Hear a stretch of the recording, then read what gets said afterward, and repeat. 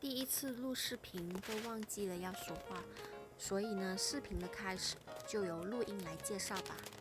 这一款泰国的泡菜炒饭非常适合我们的口味，里面有米饭、一包泡菜、一包辣酱跟一根勺子。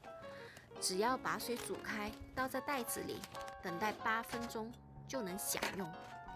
对了，里面有一条红色的线条，可以让我们吃到热水的高度哦。等了8分钟之后呢，饭已经好了。那我现在打开来，给大家看看，香，看一下，里面呢有，这是他给的勺子，里面有萝卜，然后有鸡蛋，小鸡蛋，然后有一些蔬菜，看到吗？而且很香的白饭，不错啊！看，大家看一下。现在呢，我就把泡菜，把它往里面倒，等一下，好吃。泡菜呢，看是真的泡菜，看到吗？真的泡菜，倒进去饭里面。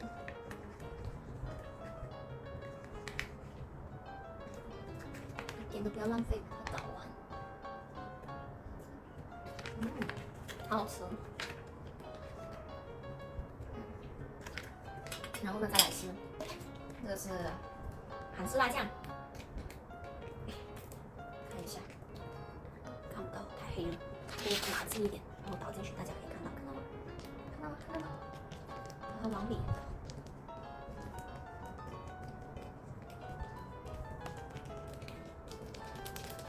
好了，然后用它的勺子混在一起，好香啊！原本它还没有泡的时候呢，是83克，看泡了之后的重量是多少。OK， 这个是盐，然后把它放上去，这个勺子也放在一起，拿上来，就219克，这就是整包饭。饭倒出来给大家看一看。其实呢，如果你在徒步的时候，你就可以直接在这个袋子里面直接拿来吃了。但我只是想要给大家看一下它的分量到底有多少，那我就把我给大家看，因为我还没有把它混的均匀，你看这里都白白的。看一下这个分量，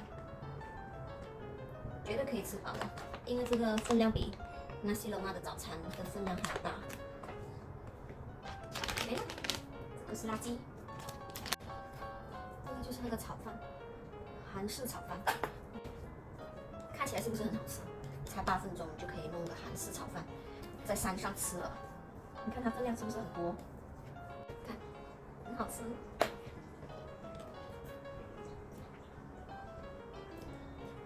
很好吃，可以吃到那个萝卜的那个味道，还有很有嚼劲，它不是太软。